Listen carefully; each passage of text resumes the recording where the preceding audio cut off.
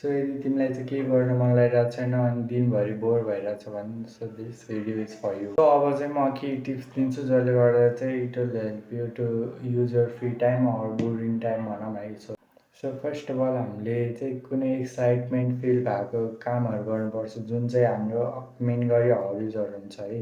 Either painting or music बजाउने अथवा लेख्ने अथवा पढ्ने एनिथिङ है। यदि तिमीलाई त्यो गर्न मन लागेको छैन भने है if you at your home अनि त्यो बेला चाहिँ के गर्न सक्छौ भने घर मिलाऊ के है। लाइक बेडरुम मिलाऊ, किचन मिलाऊ, सफा गर अर एनिथिङ है। त्यो नि गर्न मन लागेको छैन भने बाहिर जाऊ के भनेको मतलब कुनै चौतारातिर पार्कतिर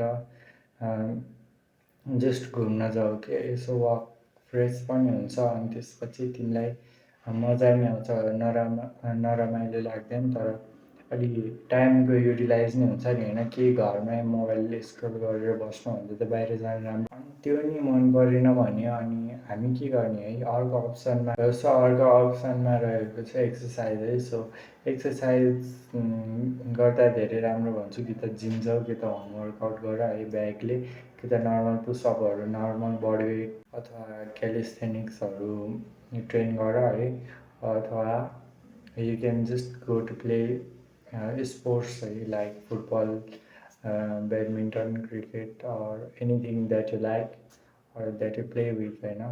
आफ्नो साथीहरूलाई जम्मा गर अनि खेल्न जाऊ के बरु त्यो त टाइम युटिलाइज हुन्छ नि होइन।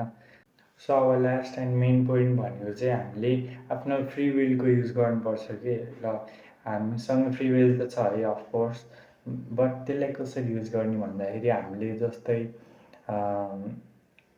जे गर्न नि मिल्छ क्या। जस्तै हामी कोठामा यत्तिकै पोलिटिकल्सहरू बस्दा भयो, मेडिटेसन गर्दा भयो अथवा लुगाहरू मिलाउँदा भयो, कपडाहरू आइरन गर्दा भयो अथवा यु क्यान डु एनिथिङ के है जसले गर्दा चाहिँ हामीलाई केही न केही वेबाट चाहिँ फाइदा दिन्छ क्या। जस्तै कपडा आइरन गर्दा हाम्रो कपडा राम्रो लाग्छ अनि त्यसपछि घर मिलाउँदा राम्रै हुन्छ।